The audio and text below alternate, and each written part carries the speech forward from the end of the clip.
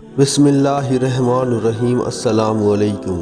मोअज़्ज़ज़ और प्यारे नाज़रीन कराम, आज के इस वीडियो में हम हज़रत बाबा फ़रीदुद्दीन गंज शकर रहमतुल्लाह अलैह के दो मशहूर वाक़ियात और करामात आप दोस्तों की खिदमत में पेश करूँगा। आप भाइयों और बहनों से बस इतनी सी इल्तिजा है, अगर हो सके तो स्नाचिस के चैनल को सब्सक्राइब कर दीजिएगा।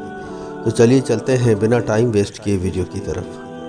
मोअज़्ज़ज़ नाज़रीन किराम, हज़रत सुल्तान अल-मशाइख़ हज़रत मौलाना ख्वाजा सैयद बदरुद्दीन इसाक़ के हवाले से फरमाते हैं कि अजूदन के करीब कोई मुल्ला रहता था जिनको अपने इल्म पर बड़ा घमंड था और वो दरवेशों को बेइल्म समझकर हकारत की निगाह से देखा करते थे। एक दिन वो हज़रत बाबा फ़रीदुद्दीन गंजी शकर की खिदमत में हाज़िर हुए। उस वक्त मजलिस में कई और लोग भी मौजूद थे। मुल्ला साहब ने अपनी इल्मियत और हमदानी के किस्से बयान करना शुरू कर दिए। हज़रत शेखुल इस्लाम ने इनके किस्से सुनते सुनते उनसे पूछा कि मौलाना साहब, इस्लाम के कितने रुकन होते हैं?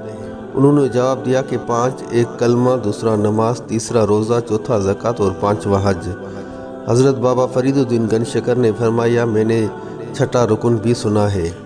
तो मौलाना साहब गुस्से में आ गए और जवाब दिया कि छठा रुकन कोई नहीं, आपने जो कुछ सुना है वो गलत है। हज़रत बाबा ने जवाब दिया, जी नहीं, मैंने मुतरादिफ अहले इल्म से सुना है कि इस्लाम का छठा रुकन रोटी है। इस पर मुल्ला साहब को मज़ीद गुस्सा आया और उन्होंने कहा कि मुझे आप लोगों से इसीलिए इख्तिलाफ़ है कि आप लोग बेइल्म और कम इल्म होते हैं, लेकिन आलम बनने की कोशिश में खामख्वाह दखल और माकूलात करते रहते हैं। मैंने जो 5 रुकन बयान किए हैं ये हदीसों में मौजूद है और फ़क़ह में भी मौजूद है। आप जिस छठे रुकन को बयान करते हैं वो ना हदीसों में है और ना ही फ़क़ह में इसकी कोई मिसाल मिलती है। हज़रत शेख बाबा फ़रीदुद्दीन गंज शकर ने तबस्सुम के बाद फरमाया, मौलाना साहब, वो कुरान में भी है और हदीस में भी है और फ़क़ह में भी मौजूद है। ये सुनकर मौलाना को इतना गुस्सा आया, वो खड़े हो गए और उन्होंने कहा, अल्लाह फरमाता है, फ़ला तअक़द बअदुल ज़िक्रि मिन अल कौमिल ज़ालिमीन, यानी कि नसीहत के बाद जालिम कौम के पास ना बैठो, इसीलिए मैं जाता हूँ।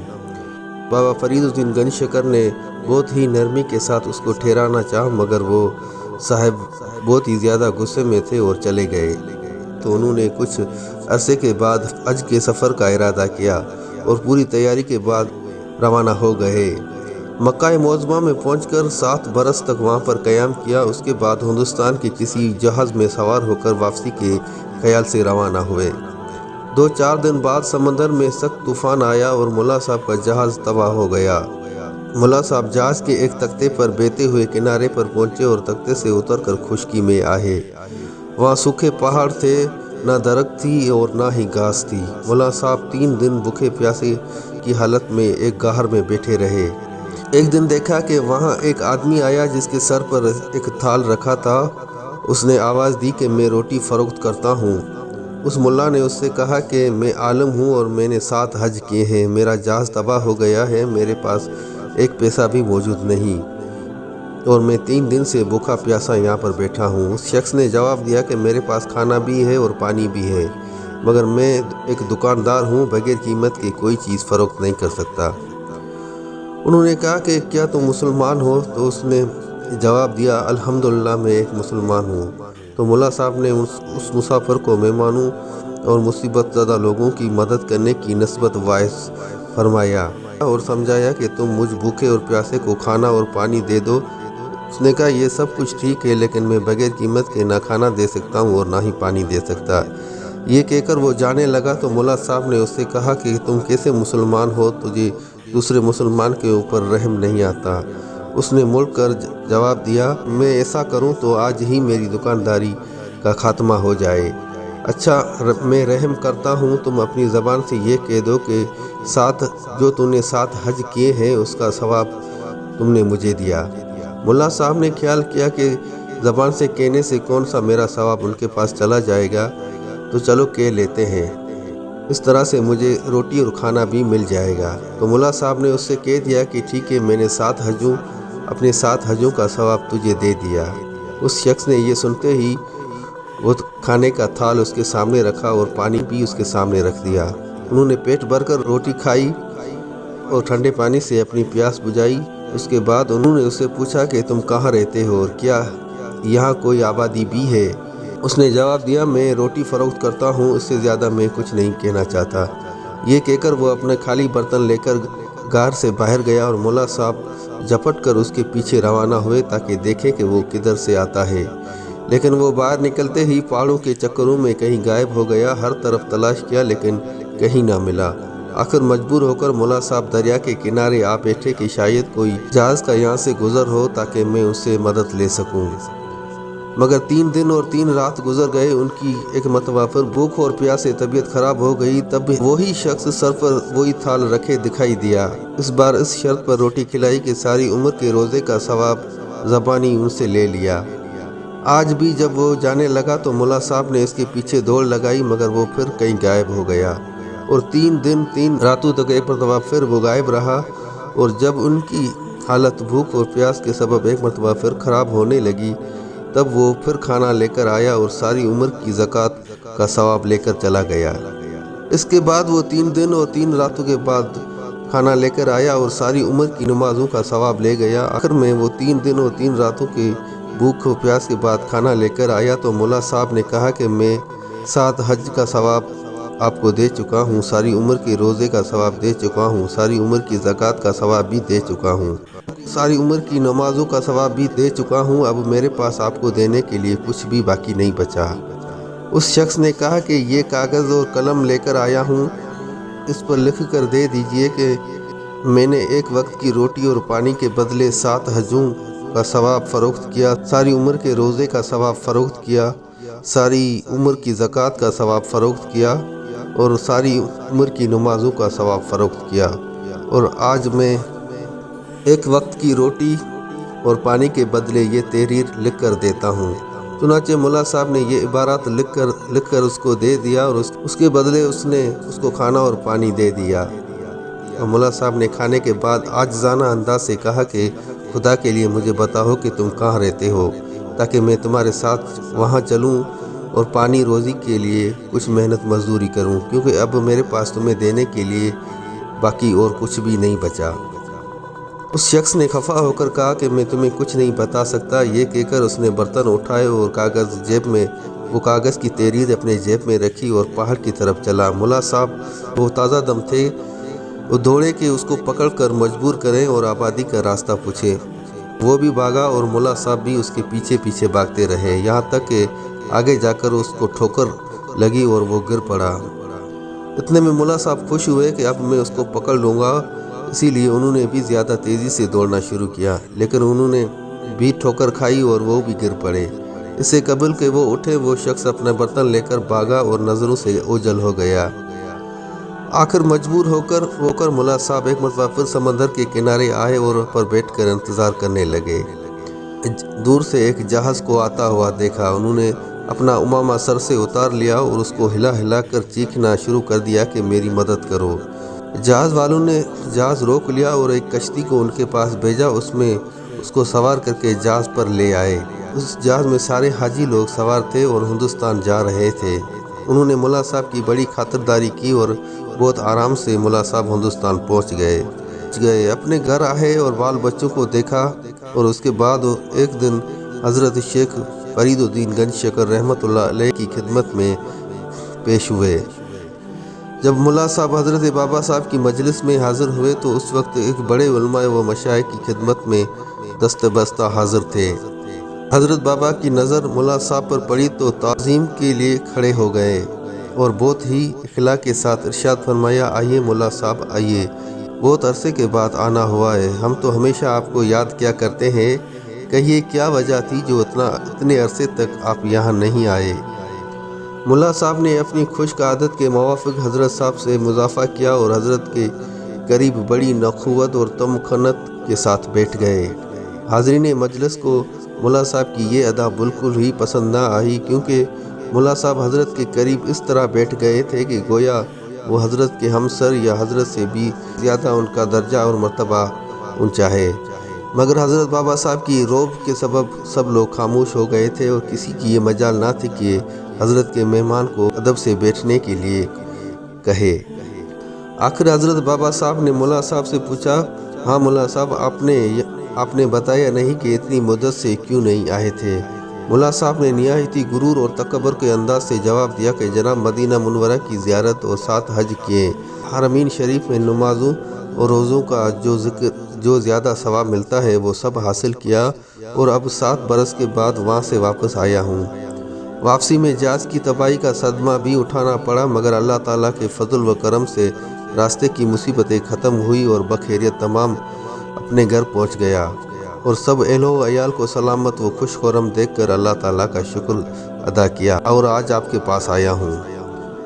حضرت بابا صاحب نے ملا صاحب کا یہ بیان سن کر ارشاد کیا کہ آپ بڑے خوش نصیب ہیں، 7 حج کیے، 7 بار مدینہ منورہ کی زیارت کی، اور 7 برس تک حرمین شریف میں نمازیں پڑھی، 7 رمضانوں کے روزے رکھے۔ سبحان اللہ، یہ بہت بڑی سعادتیں ہیں جو آپ نے حاصل کی ہیں، مگر یہ تو فرمائیے کہ اب تو آپ ہم سے خفا نہیں ہیں۔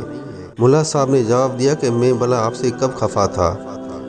تو حضرت بابا فرید الدین گنج شکر رحمۃ اللہ علیہ نے فرمایا کہ یاد کیجئے 7 سال پہلے آپ یہاں سے ناراض ہو کر گئے تھے، میں اسی خفگی کا ذکر کر رہا ہوں۔ ملا صاحب نے کہا مجھے یاد نہیں، کیا بات ہوئی تھی، آپ ذرا مجھے یاد کروا دیجئے۔ تو حضرت بابا فرید الدین گنج شکر رحمۃ اللہ علیہ نے فرمایا کہ میں نے آپ سے ایک سوال کیا تھا کہ اسلام کے کتنے رکن ہوتے ہیں؟ آپ نے جواب دیا تھا کہ اسلام کے 5 رکن ہوتے ہیں، ایک کلمہ، دوسری نماز، تیسرا رمضان، چوتھی زکوٰۃ، اور 5واں کعبے کا حج۔ تو ہم نے کہا تھا کہ اسلام کا 6واں رکن روٹی ہے، اسی لیے آپ ہم سے خفا ہو کر یہاں سے چلے گئے تھے، اور قرآن مجید کی ایک آیت پڑھی تھی کہ یہ نصیحت کرنے کے بعد گویا اسی طرح آپ نے ہم کو ظالم قرار دے دیا تھا۔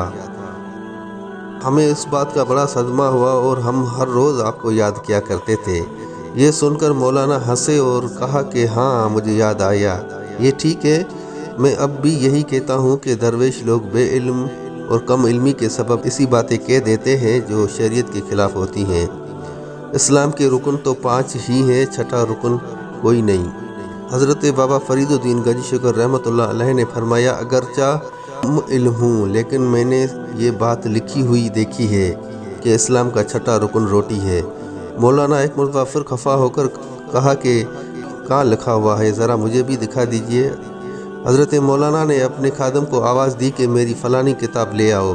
خادم ایک موٹی سی کتاب لے کر آپ کی خدمت میں حاضر ہوا۔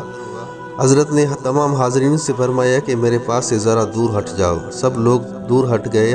حضرت نے مولانا کو قریب بلایا اور کتاب کے اوراق الٹ الٹ کر وہ عبارات ڈھونڈنے لگے جس کے لیے وہ کتاب منگوائی گئی تھی۔ یکا یک ایک دم سے حضرت بابا فرید الدین گنج شکر رحمۃ اللہ علیہ نے فرمایا یہ ہے وہ عبارات جو میں آپ کو دکھانا چاہتا ہوں، یہ وہ موجود ہے۔ ملا صاحب نے جھک کر کتاب کو دیکھا، اس کتاب میں کوئی حرف لکھا ہوا اس کو نظر نہ آیا، اور اس نے کہا کہ یہ تو ایک سادہ سا ورق ہے، اس میں تو کچھ نہیں لکھا۔ پھر بابا فرید الدین گنج شکر نے کہا کہ ذرا غور سے دیکھیے تو آپ کو نظر آئے گا۔ مولانا صاحب نے ایک مرتبہ پھر جب غور سے دیکھا تو ان کے ہاتھوں کی لکھی ہوئی وہ تحریر وہ عبارات نظر آئی جو انہوں نے پہاڑ کے کھانا کھلانے والے کو لکھ کر دی تھی۔ جو ہی مولانا نے اپنے ہاتھ کی لکھی ہوئی تحریر پڑھی تو ایک زوردار چیخ مار کر حضرت بابا فرید الدین گنج شکر رحمۃ اللہ علیہ کی قدموں میں گر پڑے اور توبہ کی، اور اس کے بعد بیعت کے شرف سے مشرف ہوئے۔ اس کے بعد اس دن سے سکوت اختیار کیا، پھر مرتے دم تک کبھی کسی سے بات نہ کی، اور اکثر گریہ ان پر طاری رہتا تھا۔ ناظرین کرام، ایک دفعہ کا ذکر ہے کہ حضرت بابا فرید الدین گنج شکر بے تعمیل اشارہ ربانی عجودن شہر تشریف لے گئے۔ آپ کی بزرگی اور کرامات کا شعرہ ہر جگہ ہو چکا تھا، ہر 4 طرف سے بڑے بڑے غیر مسلم جوگی آپ کی آزمائش کے لیے آتے تھے۔ ایک جوگی عجودن شہر میں بھی مقیم تھا، اور وہاں کے لوگ بکثرت اس کے متقد تھے۔ یہ جوگی اپنے طریقے کے مطابق جوگ کے بہت سی مشقیں کر چکا تھا، اور خاص طور پر حبس دم کا ماہر تھا۔ اس کا قاعدہ تھا کہ وہ ہفتے میں صرف ایک بار گائے کا دودھ پیتا تھا۔ اس کے بے شمار متقدین تھے، 8ویں دن اس کے لیے وہ دودھ لاتے تھے، اور وہ شخص اتنی مشق بہم میں پہنچ چکا ہوتا تھا کہ جس قدر بھی دودھ آتا سب پی جاتا تھا۔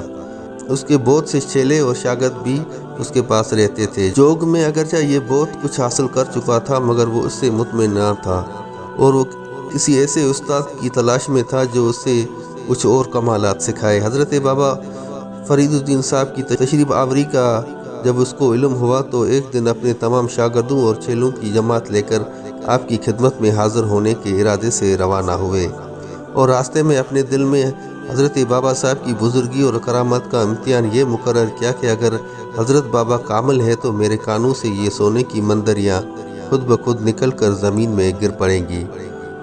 جب وہ آپ کی خدمت میں پہنچا تو حضرت بابا صاحب پر فضل الہی سے اس کے دل کا حال آپ کو معلوم ہو گیا اور آپ نے نظر اٹھا کر اسے دیکھا تو فوراً سے اس کے دونوں کانوں کی مندریاں زمین پر گر پڑی۔ پہلے امتحان کا یہ حال دیکھ کر اس نے اپنے دل میں یہ خیال کیا کہ اب حضرت بابا رحمۃ اللہ علیہ کی اس بات میں کرامت ہے کہ یہ مندریاں زمین میں دس جائے اور تخم کی طرح پھوٹ آئے اور ان میں سے شاخیں بھی نکل آئے۔ خدا کے فضل سے حضرت صاحب کو یہ بھی معلوم ہو گیا اور وہ دیکھتے ہی دیکھتے وہ مندریاں زمین میں دس گئی۔ دیکھتے ہی دیکھتے پودے نکل آئے اور ان میں سے شاخیں بھی نکل آئی۔ یہ دونوں امتحانات کے بعد وہ جوگی متقد ہو گیا۔ وہ جس منزل کی تلاش میں تھا اور اس سے بھی آگے کی دریافت کے ارادے سے اس نے حضرت بابا فرید الدین گنج شکر رحمۃ اللہ علیہ سے عرض کیا کہ میں آپ کا ایک اور امتحان لینا چاہتا ہوں، میں خود کو غائب کر دیتا ہوں، آپ مجھے تلاش کر کے لے آئیے، میں آپ کا مرید بن جاؤں گا۔ یہ کہہ کر وہ زمین پر لیٹ گیا اور حبس دم کی مشق کے ذریعے اس نے اپنی روح کو جسم سے نکال دیا۔ روح پرواز کرنے لگی، اتنے میں آپ رحمۃ اللہ علیہ نے فوراً مراقبہ کیا۔ اتنے میں جوگی کی روح عالم ملکوت کی سیر کر چکی تھی۔ آپ نے فوراً اس کی روح کو روک لیا اور اس کی روح سے فرمایا کہ اب آگے بڑھنے کی جرات نہ کر، یہاں تک تیری رسائی مخص اس وجہ سے ہو سکی ہے کہ تجھے حق کی تلاش ہے۔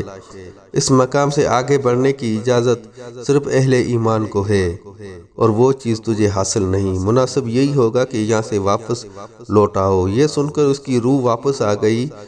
جوگی جب ہوش میں آیا تو ہوش میں آتے ہی آپ کے قدموں پر سر رکھ دیا اور دولت ایمان سے مالا مال ہو گیا۔